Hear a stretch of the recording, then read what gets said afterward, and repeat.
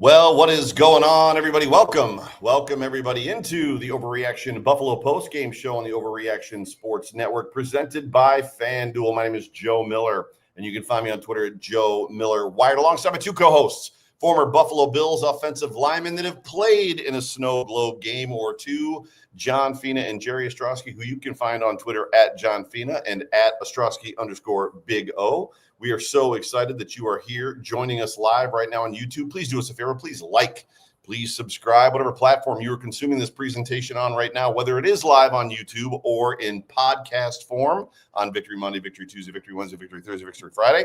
Please hit that like button, hit that subscribe button, help us to get our numbers up. We would greatly appreciate it. But the Buffalo Bills, the reason that we're here, the Buffalo Bills have defeated the Cincinnati Bengals and moved to 9-4 in the season in a snow globe game, just as I said, right there in Orchard Park in dramatic fashion, as they displayed toughness and grit and the ability to overcome not only a very good Bengals offense that was clicking at the right times, but also their own mistakes, and on several occasions, the refs as well. Safe to say, everybody in Bills Mafia, whether in the stadium, in the lots, on the couch, in the basement, or at a Bills backers bar in Dallas, Texas, like me, we were all on the edge of our seats to the very end, biting our fingernails off. But Victory Monday, gentlemen, is Victory Monday. So let me be the first to wish you both a happy Victory Monday.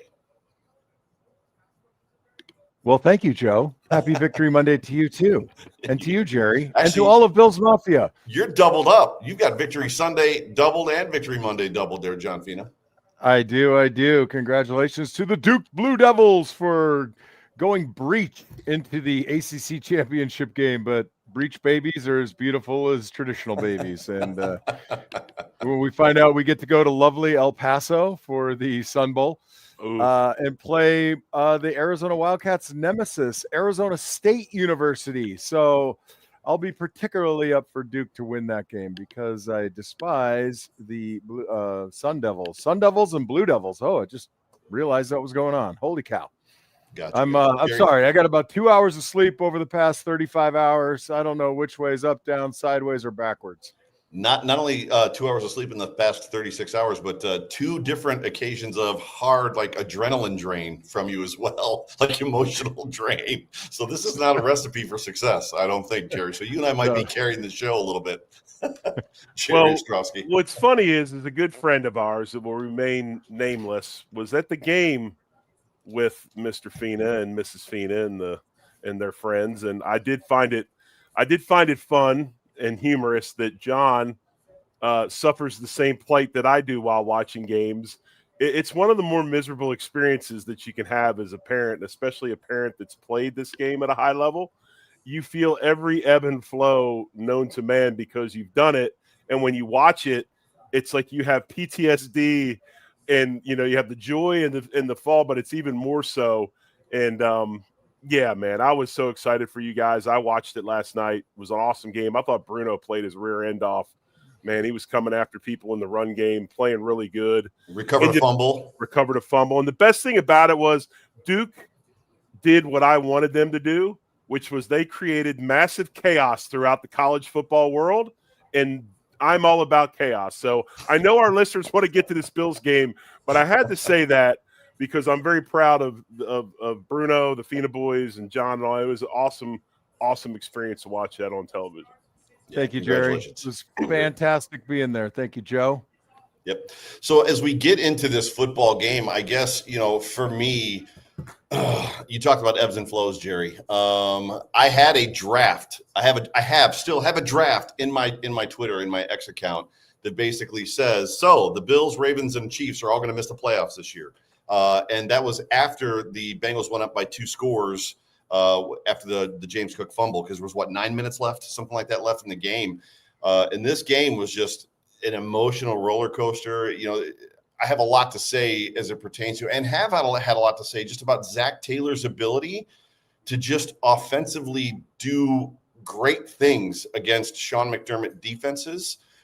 Which we saw that. So there was the one stat that the broadcast team made today that the Bengals scored a touchdown on their first 2 possessions for the first time in 2 years. And the last time they did it was the last time they played the Buffalo Bills. It's just could we not pile on? Because this is what I'm dealing with inside of my heart already. And you're talking about it. But this game was it wasn't ugly, but it was a different win, I feel like, than any other win that we've had this year as it pertains to overcoming things. We've overcame stuff in the past, but this one was I just feel like they pulled their britches up. They pulled their big boy pants up, and on individual efforts, on team efforts, coaching staff efforts, Josh Allen, like everybody helped, contributed. Complimentary football, Jerry, I think is the phrase that you like to use a lot of times. Yeah, I mean, this is a deal where, Bills obviously moved to 9-4, stay within striking distance of the 11-2 Patriots, who they play this next week in the AFC East. Now they're going to have to get some help to be able to win the division for a 7th time in a row. But honestly, this was about strengthening your wild card, or 6 times in a row. This was about strengthening your wild card position within the league, which they did. I would not want to go into New England and Philadelphia and the likes having lost this football game. That being said, we talk about this defense and the performances that it has, and it's so up and down and half-driven, and even down to the point where they could be playing poorly for, most of the game, and then the last 4 drives they turn into this juggernaut. But when I watched that team today, I don't know about you guys, but the feeling I got was, warm, hot weather and sunshine. That's all we were away from looking at a preseason game when it came to who we were putting on the field on defense. I mean, this is a defense that is ravished by injury, ravished by lack of talent because of these injuries. And, and I get it, Joe, there's some frustration with how this defense plays sometimes, especially against the Bengals. But honestly, to come out of that game with that win and then watch that defense kind of lock down a little bit in the second half, especially in the fourth quarter, kudos for what they're able to do with what they got. I mean, you can only show up with what you got. Yeah, and John, before you go, I don't think it's a situation of being upset because the Bills defense traditionally and today in this game had a difficult time against this Bengals offense. They're good. Yeah. They are a freaking, and on top of Jamar Chase and T. Higgins, and obviously Joe Burrow and the running back that they have now, his name is escaping me. Mike Gesicki, when he was a Dolphin, was a bill killer. Right? Yeah. So it's not that. It's not that like, oh, these guys are not good, and I'm mad because they're running all over us or throwing all over us. They're good. They're a good football team. But yeah, it's so I just wanted to clarify that part, that it isn't frustration that the Bills should be hammering them, because they shouldn't. But it's just like, man, somebody cover T. Higgins for goodness sakes. If T. Higgins, who was concussed, I think again, and it happened twice. There was no thinking he was concussed. He went in the blue tent. We saw him go in, but he dropped 5 balls in a row after that, and then he caught that the big touchdown with the one hand, and then got concussed. Well, hit his head again and was pointing at his head. It was just ugly. I don't want to talk about that. It was obvious that they sold out the stop chase or slow down chase, and it was also equally obvious that wherever our nickel corner went, i.e. Taron Johnson or Cam Lewis, that's where they were going. I mean, they picked on him the whole game. But yeah, I understand what you're saying. I mean, this is a team that's just weapons everywhere. Oh, and then throw into the fact that, Joe had about 9 hours to throw every time because we had 0 pass rush. That's just a bad mixture. Yeah, and look, it's kind of a 3-headed monster, right? You've got the Bills traditionally come out with kind of soft on defense in the first half. We see it all the time, right? Our expectation is that our offense is going to counter that and put up some points. And it was a little slow going. It looked fair, but they were ahead 14-3, and you're like kind of scratching your head. When's the defense going to wake up? That's part one, slow start by our defense. Part two is they got a great group, just like you mentioned, Joe. And then the third part of that is, holy cow, Burrow just gets that ball out. I mean, he puts the ball, whether the guys were open or they were contested catches, he puts the ball in the right spot. He puts it out there on time, and it's just really, really hard. And you get a little disillusioned when you're out there. With Jerry's comment about, we're going to go after a slot corner. Yeah, for sure. And I think kind of conversely to that, I would say, Trey White, not terrible today, right? A couple of plays where he wasn't perfect, but, you didn't hear the likes of Benford or Harrison's name called very often. Harrison got thrown on a couple times, but, I don't think he was in a terrible position. So it is this game that we have to play. Like, when is our defense going to wake up? And it's gut-wrenching. And it's, as former players, we sit there and we're on the other side of it sometimes too. Jerry and I have been there when the Bills offense is like a sloth. right? And you're just right. And in your heart, you're frustrated as hell with what you're doing. And then there's a part of you that like you just don't even want to look the defensive players in the face because you just feel like you need to apologize. And I feel like half the time we can't play a game where we put it all together. It seems like when they're crossing each other onto the field, they're all apologizing to each other. Hey, sorry, bro.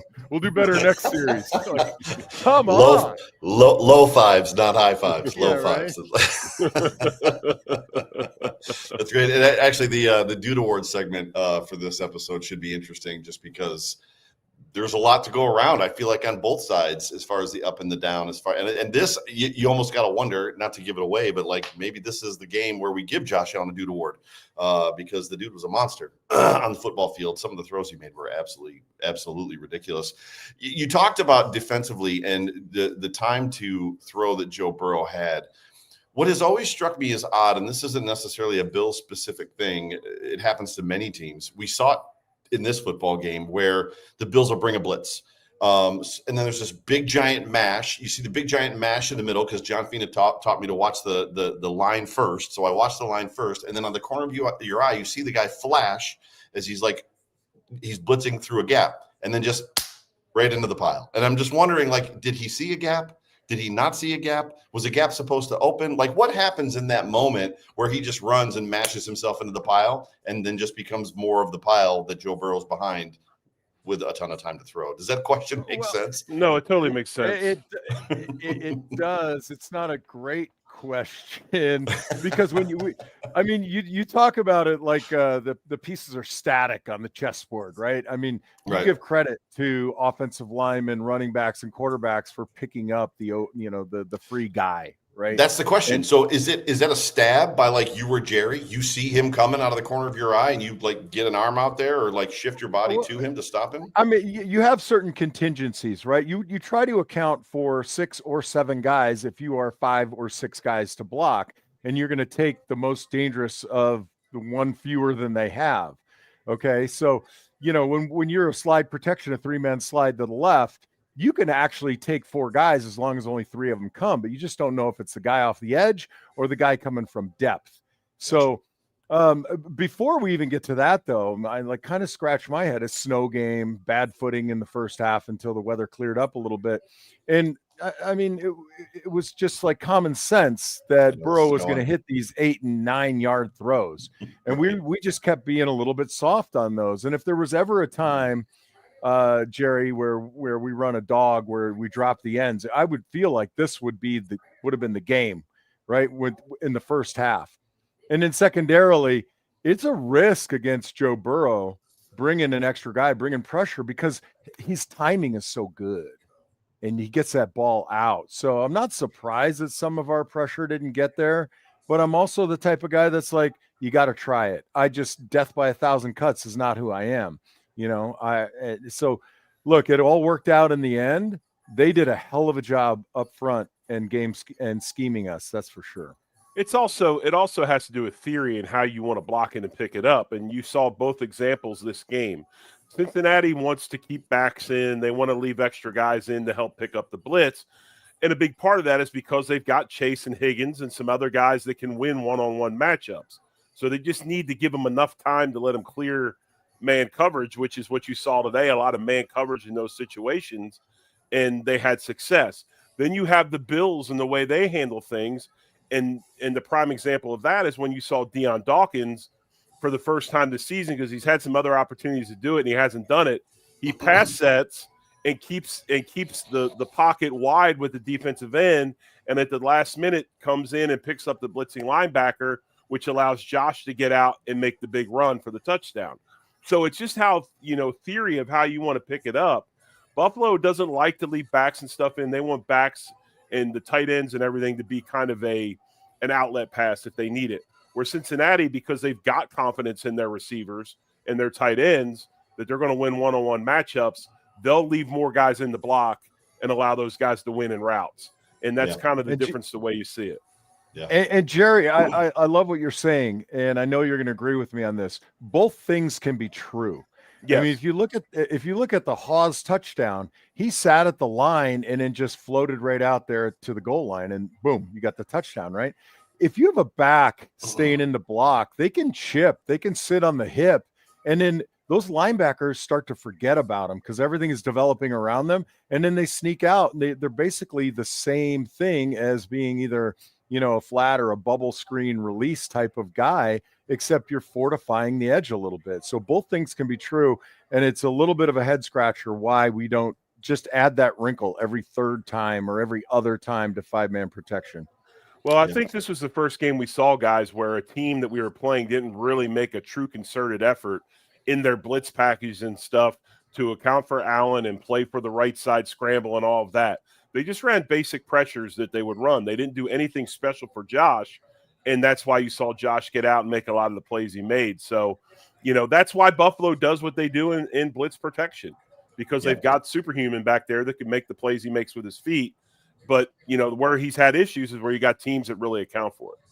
I want to come back to, when we get a chance, the Bengals offense. John brought it up quickly, but it was a different kind of game. We've seen this progression, I feel like, this season from Josh Allen. This was a holistically different game. This was more atypical Josh Allen, as much as we've been kind of eking into more atypical Josh Allen. And this one was like, oh, that's Josh Allen. Like, when I think of the pass to Khalil Shakir, the way that he runs out to his right, hits the boundary line, comes back to his left, comes back to his right, and then effectively throws a ball that is, I don't want to say it's a wing and a prayer ball. Clearly, he knew that the three defenders that were there, two of them had their backs to Josh, so they couldn't see what was going on with the ball. But for him to eke the ball straight over the guy's helmet and then like right into Khalil's hands was just a magical Josh Allen moment. I mean, that ended up on Twitter and X in a replay from the NFL and everybody else. Amazed, like immediately, like, oh my gosh, like how does this pass even get completed? But it was it was interesting to see that. I was surprised. John, where I thought you were going with your first comment was that they didn't run the ball more. I was like, there was not a whole lot of commitment to the run. There was a lot of rushing yards in this game from the Buffalo Bills specifically, but neither team, I felt like, even at times when I was like, they're going to run here, they didn't. Just from what I'm used to seeing them do. Just thoughts on that, Jerry, just as far as like both teams in a snow globe game were pretty much committed to kind of putting the ball in the air, harm's way. I think first thing for the Bills, I think it was game script. You know, you look at game script, they got behind quick. They had to throw the ball to try to score points. That was a big part of it. Yep. With Cincinnati, I think that they felt that they had so many mismatches in the passing game. And they have not been a very strong rushing team throughout this year and, you know, the last couple, that they felt their best shot was to throw the ball, which they did. But, you know, again, the thing that's awesome about the Bills, at any time they can go to that running game when they need it, and they're incredibly successful, which they were again, you know, this game. Now, obviously, we can't have the fumbles from James Cook. I've got theories on that. But, you know, I think also, too, if you look at Buffalo, the way they matched up against Cincinnati, I think, was one of the worst teams in the league at defending tight ends. So it kind of felt, you know, fit into that way as well. And the Bills like exploited it, which is something we don't generally in my lifetime. It feels like I'm not used to seeing the Bills do that. Right. Like they actually exploited it. Which go ahead, John. Well, just tagging along with what you're saying there. I scream for threatening the middle of the field. And this was the perfect example of why you do that. You know, we work so much on the edges. I just keep saying, you know, there's so much space between the numbers that we don't utilize. And I have the same anger or disappointment with this team too. Like there's a lot of field to work with. And talking about what you were saying about the run, I kind of disagree with you. I'm more on Jerry's side on this. And I know it's not a, you know, contested argument here, but we were behind. We used the pass effectively, but then when it came time, we put the ball in Cook's hands. He got, you know, 18 touches for 80 yards. I mean, you know, fumbles aside, I thought we used the run, and you have to consider Josh part of that running game extremely effectively. And Cook's 2 catches for 31, those were incredible. So, you know, you look at kind of the types of routes or types of utilization in the pass game that James Cook has, it's really more of an extension of the run for him. Yeah, for sure. When you break down just kind of like offensively, when you look at both sides of the football, so offensively for the Bills, defensively for the Bills, the tight ends were very much utilized early and often, which was I almost felt like they could have utilized them a little bit more than they did. It was weird to me. It was in the second half when all of a sudden it was like, oh my God, Brandon Cooks, because I don't think I saw 18 on the field for the first half. I mean, he could have been, but I don't know that a pass was thrown his way. And then all of a sudden it was like he was running crossers. Like all of a sudden I'm seeing 18 all over the football field. I'd love to know though, as an awkward pivot, sorry, I'd love to know your theory on James Cook's fumbles, if you don't mind sharing, Jerry, just because I feel like the first one was him trying to make a play and the second one was just him being a little careless and then a perfect slap on the football. Well, I think you got to look at it a couple ways. First thing is you never reach for the goal line. That's day one stuff in training camp that people talk about. It was funny. I was watching the game with my son Owen, and he right as soon as that happened, he goes, "You never reach for the goal line." That's the first video we watched in preseason. They put the David Carr video up of him doing it, and that's something you don't do. As far as his fumbles go, this is kind of what I think about it, and if it's right or wrong, I don't know, but it's my theory. Two things with James Cook this year that we have not seen out of him the last couple of years. One is this. His workload has gone up exponentially. So his opportunity to fumble is much more than it used to be because he's getting more carries and more touches. Yep. Which also goes hand in hand with that is overall body fatigue and fatigue as a player because he's getting more touches and playing more and taking more hits. So therefore, a lot of times fumbles in the latter part of the season can be a bit of a fatigue thing. And if you noticed, a lot of them are later in games. They're not earlier. And, whether that's right or wrong, looking at this situation for a guy who's not a fumbler, what is the difference this year? What is he doing differently than he has in the past? He's playing more. Yeah. He's playing a lot more. Like his play count is exploded. So I think you have to look at that a little bit. Yeah, to compound that theory, which is a really good theory. I think I've said it a lot on this network. The most touches he had in a college football game was 14, and it only happened twice. Right. I mean, that's a low number. And now he's in the NFL and he's a feature back, which to your point, Jerry, I don't feel like he was a feature back. Even the first three, we know he wasn't his rookie season, right? Last year, he had a great season. This is his third 1,000-yard rushing season, I think they said, right? But I don't feel like he's been a feature back, whereas now, like everybody knows, James Cook is the guy in Buffalo, right? And he's got to be reckoned with as far as that goes. To the defense, John, to your point, as far as like, I feel like the Bengals in this game didn't necessarily have an opening script. It was interesting to me. One of my observations was the Bills were going to play off. They're going to play soft, keep everything in front of them. And Zach Taylor and Joe Burrow were more than content in that first drive of just throwing the ball underneath, throwing the ball. And the Bills were not stressing or pressing the boundary markers at all, which led to that at 1 point, 9 of 11 on third down conversions. And then in the second drive, the second series that the Bengals have, the Bills made a conscious effort to press up, and then Burrow just started throwing the ball over their backs. And I was just like, how do you stop this? Like, and every time T. Higgins went down the field, he was open. What were your guys' thoughts, John or Jerry, just as far as like, how do you stop what they're trying to do? Chase Brown is the running back whose name I couldn't remember earlier. I know it's a pick your poison type of a situation, but I mean, is it one of those? I know we're a bend and break defense. Inside the 20s, we're going to give them yards, hope they make a mistake, stop them inside the red zone. But is that what it ends up being? Is exactly the Christian Benford and the AJ Epinesa interceptions? You're just praying to God that at some point in time they're going to make a mistake? So I love how you pose that, praying to God. See, I think that the hard part is resisting. The hard part is resisting this holy cow, the world's on fire in the first two drives kind of scenario. Now you go 3 and 4 drives, and now I'm like, okay, there's some embers growing here. I'm always of the opinion, like, hey, it takes a little bit of time to flesh out what they're doing and how we're going to defend against it. We typically don't react very quickly to that, which is a little disturbing. But what I'll say is this. I tend to believe in the ebb and flow of the game. I try to never get too high, try to never get too low, because I feel like, I don't know what it is, call it karma, call it prayers, at the Catholic Church out in Cheektowaga, that the game just starts to evolve and change. And there was a point in the game where I was saying, we haven't had a lot of turnovers this season. I think it's time. I think, we're playing a competitive game right now. We're showing, we're not looking like we're totally out of this. So something is going to break for one team or the other. And I'm just thinking it's going to be them because they're having success, and it just kind of goes ebb and flow like that. And sure enough, right, a little bit of a game of, who's going to blink first.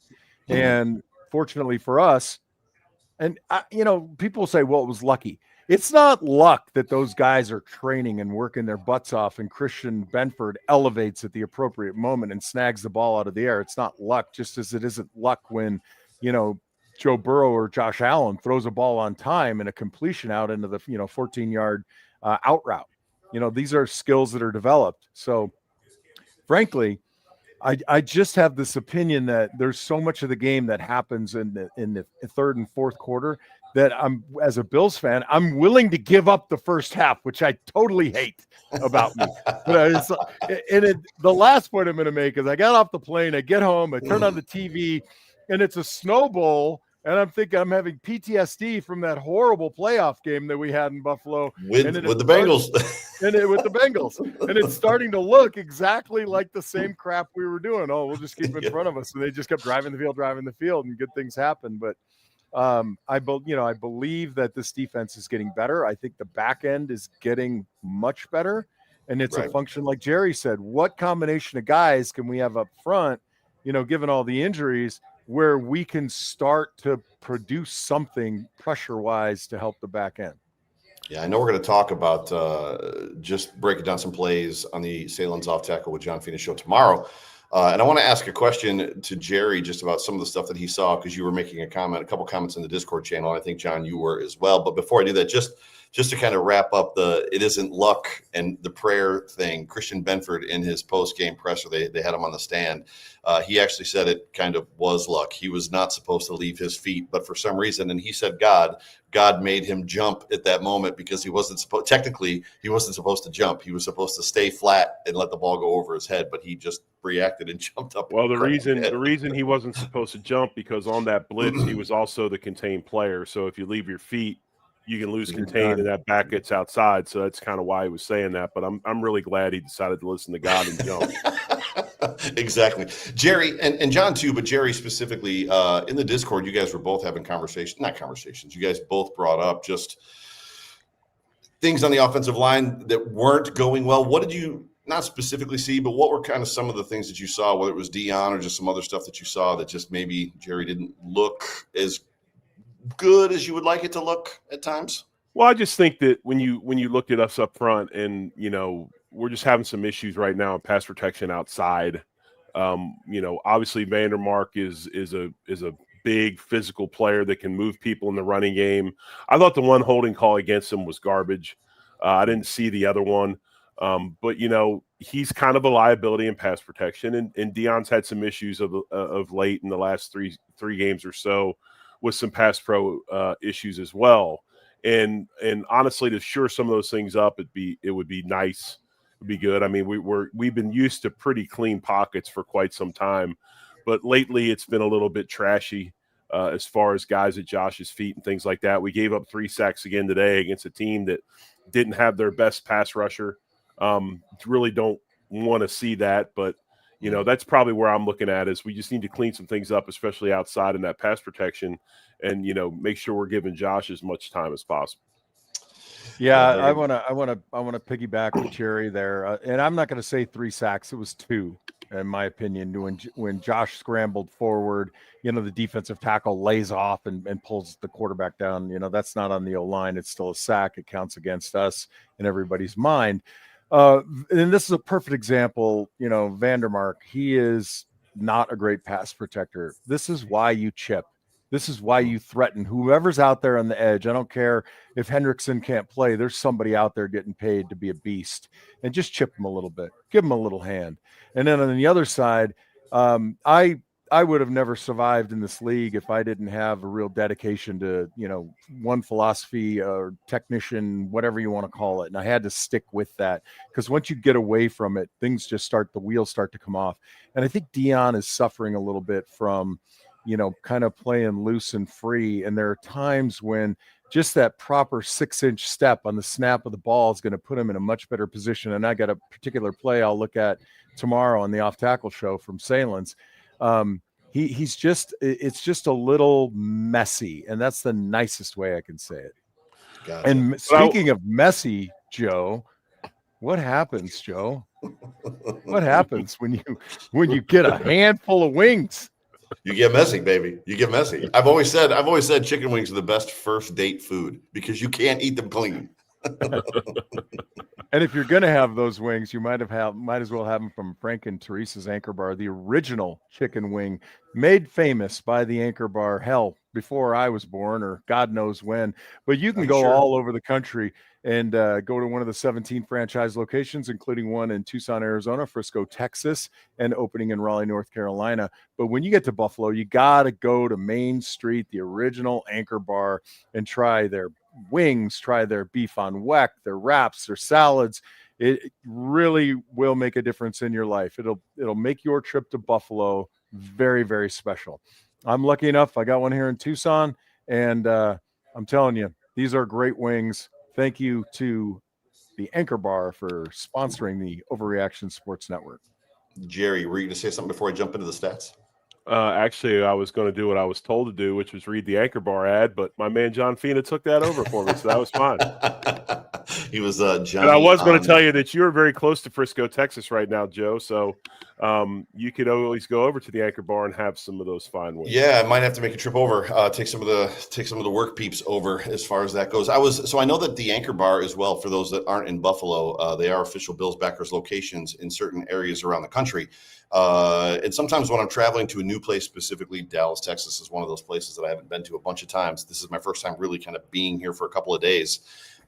I don't want to say I get anxious or nervous, but there's a matter of like wanting to keep things kind of in order. So I just Googled Bills backers Dallas, right? And it gave me an option of 2. And I didn't even think to look around. So I'm going to have to take some of the folks over there and try the original. One of my friends who's a Bengals fan from Columbus was at the game today, and he has a whole bunch of pictures on social media. He's like, had to go to Anchor Bar, got to go where it all started.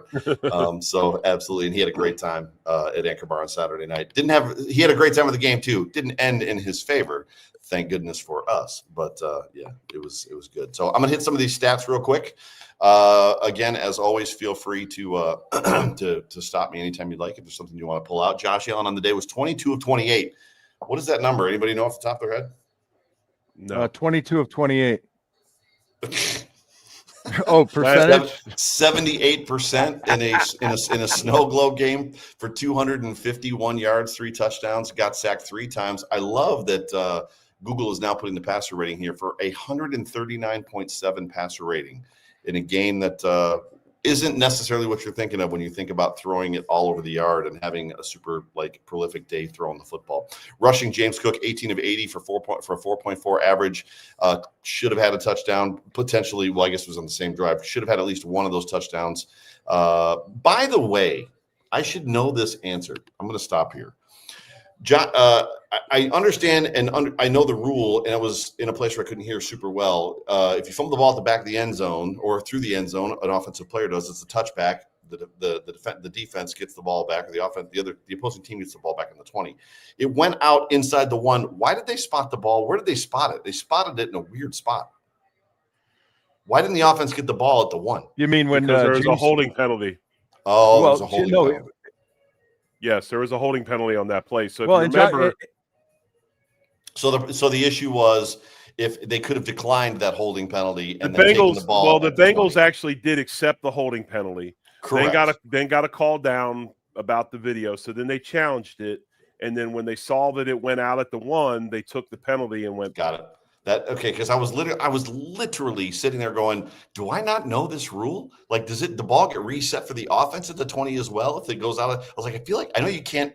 Yeah, it is what it is. So thank you. That was what I missed in my viewing time. Josh Allen rushing on the day, 9 for 78, had that great run, which, by the way, just to clear it up because it was all over Twitter, Longest, that 41-yard run or 40-yard run was the longest in regular season history for a Buffalo Bills quarterback. He does have the 52-yard run against the Steelers in the playoffs, but when they say the longest run for a Buffalo Bills quarterback in their history, it's regular season, because regular season stats are different than postseason stats. But 9 for 78, had the touchdown off that, the long of 40 yards, not 41. Ty Johnson, 2 for 25, who should have had a touchdown but tripped over his shoelaces. Receiving in this football game, once again, what do we got? 1, 2, 3, 4, 5, 6, 7, 8, 9 targets that caught a football in this football game. He does it every single week. I mean, as much as we make fun of everybody eats, and at times it's weird not having a guy in the flow of the game from a receiver standpoint, this is what they do. Dawson Knox, 6 receptions for 93 yards. He had a long of 32. Dalton Kincaid, 4 for 41 with the touchdown. So right there, your 2 tight ends. James Cook, 2 receptions for 31 yards. Gabe Davis had a couple clutch catches, 2 for 21. Tyrell Shavers had 1 for 16. Keon Coleman, 2 for 16. A little lazy on one of those routes. What did you think of his effort in this football game? I'm going to have to go back and look. I mean, I typically don't focus off ball kind of stuff. So, well, the first pass, I know there's an issue, but Jerry, go ahead.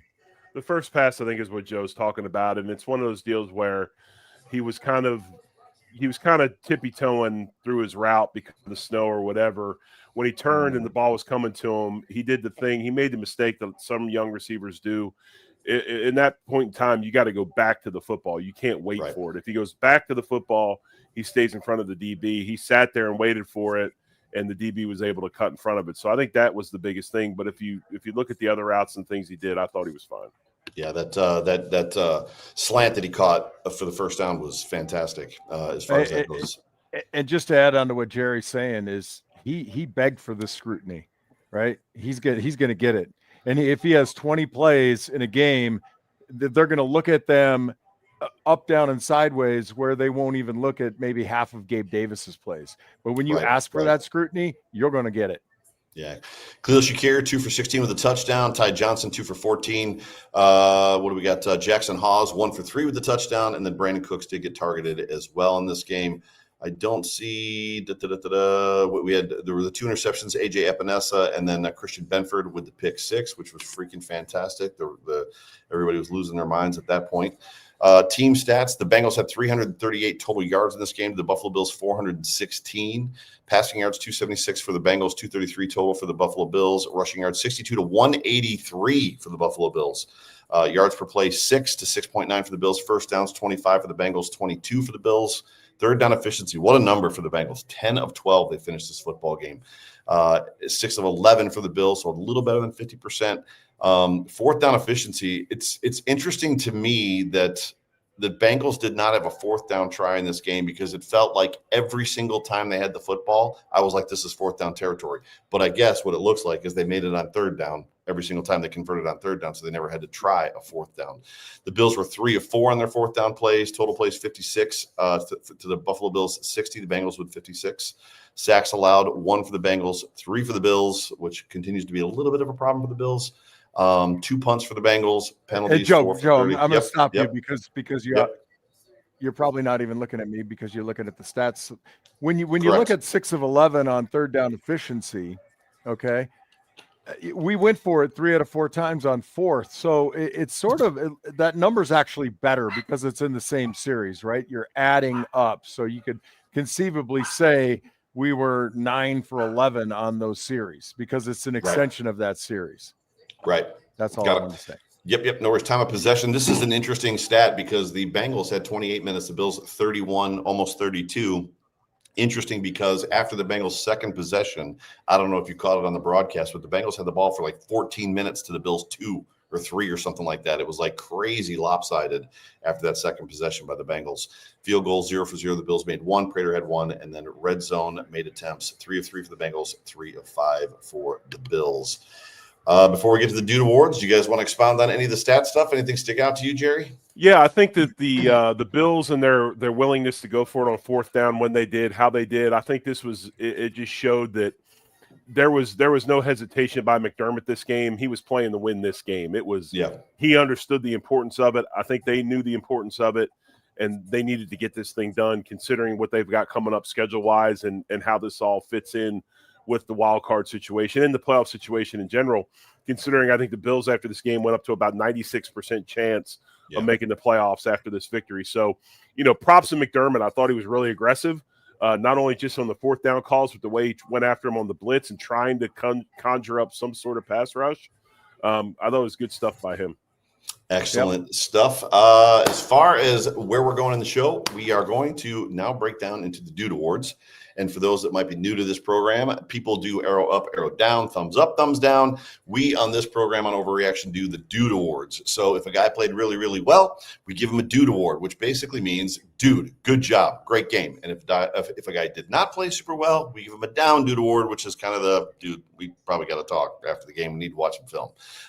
We don't generally give Josh Allen the Dude Award because Josh Allen is that dude. So if there's a trophy, Josh Allen sits atop of it. But John Fina, I'm going to let you go first as far as your up Dude Award for this football game. I mean, there's so many to choose from. I was actually hoping to go third, but well, we can change the order, Jerry, if you'd like. Nah, that's okay. I'm torn because I didn't feel like I gave Benford, enough credit for last week when he played extremely well. But I think the heart and soul of this defense right now is with Shaq Thompson. And I think just his presence there, and it's beyond how he plays, it's his effect on the whole group. I'm just, I want to root for our defense because we're going to need them. So I'm sticking with Shaq. I feel like Jerry just had his guy taken. Yep, of course he did. All right, I'm going to go with Sleepwalk Fina took mine, of course. Has never taken a defensive player in the history of this show until today. He decides to get all in depth and drop Shaq Thompson, which anyway. Boom. So thanks, John. I appreciate that. Thanks. For anything I could do for you, Jerry. There's some wings. There's some cherry pickers out there. There's some easy ones. Thanks for the major fagu. I appreciate it. I'm gonna since John took mine, and I second everything he said about Shaq Thompson. And my biggest thing about him is his leadership on the field right now is amazing, and the fact that the run defense has played better since his insertion in the defense and the starting defense is not a coincidence. I mean, his influence is palpable, and I agree with John. I will then go with not only one, not only two, but all three of our tight ends and the tight end group in general. I think all three of them did tremendous jobs. I love the fact that Dawson Knox had a big game, needed 27 yards to hit that $100,000 escalator, and he got it right off the bat.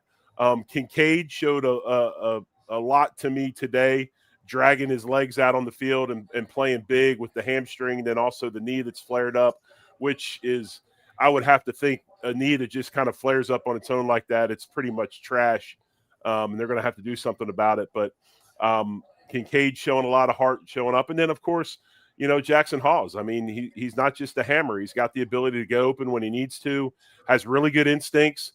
He's not a burner. He's not the route runner that those two are, but he's very, very effective in the passing game, especially the red zone. So my Dude Award goes to all three of the tight end dudes, and props to them. Love it. Mine is going to go to the aforementioned by John Fina, Christian Benford, who kept Jamar Chase, followed Jamar Chase around the football field today, kept him pretty quiet, had a blitz sack that I was praying to God that Burrow would fumble. Did that not happen in slow motion to you guys as well, as you saw him running towards Joe Burrow? I was like, is this happening right now? Is this happening right now? And as it was happening, I'm like, get the ball out, do something, do the punch thing, the technique. Well, he did. He saw him at the last moment and tucked it, but he did try to get it out. Yeah. Burrow turned at the last second just as Benford was coming around. But and then obviously the interception as well. That pick six was huge. Also talked about in his post-game press conference that he was running towards the end zone, but he wasn't really running because he felt like there was defense or offensive linemen were kind of chasing him. And then he noticed that it was Jamar Chase that was chasing him. He's like, uh-oh, I don't know if I'm going to make it. And by the way, if you haven't watched James Cook's post-game interview when they asked him about Christian Benford, it's the answer of the year right now. It's fabulous. So that's why we paid him. I missed it. Serve it up. Serve it up. They said, about Christian Benford, it's a great play. What do you think? He goes, Man, that's why they paid him that shit. Yeah, it was great. It was great. Nah, So, and now turning to the Down Dude Awards, guys that just need to maybe step it up a little bit for next week. Jerry, we'll let you go first on this one. For the what? Down Dude Awards. Down, dude. How the heck do you have a down dude award when you beat the Bengals like this? I think I don't You like got this. one, I don't Terry. like this pressure. It's difficult. We could probably collectively give it to James Cook just because he needs to hang out with the football a little bit. But No, I I think wouldn't. he knows that. I think he knows that. Too. I wouldn't. So, I mean, no? if I was going to give the down dude to as far as I don't even know if I can give it to an individual person. Maybe a selective part of the game would be the pass rush by the front four. I like that. I don't think our defensive ends were involved at all this game. They looked to really have an issue with trying to bend the corner with the snow. They just couldn't do it. So I don't even think it's fair to maybe critique him that hard because of the snow on the field. But so I guess I'd have to say just the pass rush and lack thereof. And, that was a big issue today. I mean, with Burrow, the situation he's in with the foot, you got to get people in front of him. We got close a couple times, but just really never, ever generated any sort of consistent pass rush at all. Yeah, we will second and third that, and that's where we will land for this show. Any final thoughts before I get us out of here, gentlemen? John, any final thoughts? Well, I guess you're not going to ask me, but I'll just do it anyway. I don't know why. Okay. I thought Jerry was basically saying for all of us that we were just going to give it to the defensive line. But if you have a down dude award, great. Yes. I don't know how Jerry. Shaq Thompson. It's hard. It's hard for Jerry to watch offensive line play, because I only watch one position because I only played one. Jerry has to watch 4 positions at once. But so, Dion gets an extra amount of scrutiny from me because all left tackles do, because that's typically what I watch. And I'd just like to see him clean it up a little bit. I'd like to see him go back and just kind of look at some technique things that'll make him better, some very simple things, and just, hone your craft a little bit more. Not necessarily a down dude, but buddy, let's chin step it up. Chin up, dude. Let's get the chin up a little bit, right? Yep. Well, then I'll pivot to Jerry. Any final thoughts before I give it to John for any final thoughts? No, just a huge win. It's one of those games that you knew what you were getting into before the ball was kicked. You knew exactly the type of game it was going to be. Yep. You just were waiting and hoping that at some point the Bills would make enough big plays to pull it out, and it's exactly what happened. And, I still – how many years of this now have we watched this guy play quarterback for us? And I still, at 55, am just amazed at some of the stuff he does. Agreed. And today was one of those days. And I still think it's funny because he'll get all the highlights you see. Will be his big run, and then the big run to finish the game off. The throw to Shakir was one of the top 5 throws I've ever seen in my life. Yes. And I've played a lot of football. And I just, that throw to me was just ungodly.